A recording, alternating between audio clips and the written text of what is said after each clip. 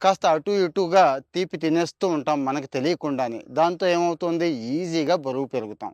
ఎందుకు పెరుగుతామంటారా? Metabolism rate పడిపోతుందండి. అంటే age పెరిగే కొద్దీ మన హార్మోన్‌లో గూడా చాలా ఇంబాలెన్స్ వచ్చేస్తుందన్నట్టు. సో, దానివల్ల మెటబాలిజం అంటే అరుగుదల రేటు అన్నట్టు.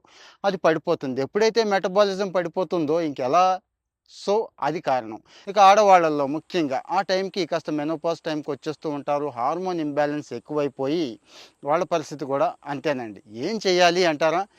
ఏం తిన్నా కానీ కాస్త నట్స్ ఎక్కువ తీసుకోండి. అంటే బాదం, గుమ్మడి దగ్గర నుంచి అన్నీనండి. వాల్‌నట్స్‌తో సహా. అలాగే మంచి ప్రోటీన్స్ తీసుకోండి. మంచి ప్రోటీన్స్ మాత్రమే. చికెన్‌లు, మటన్‌లు కాదు.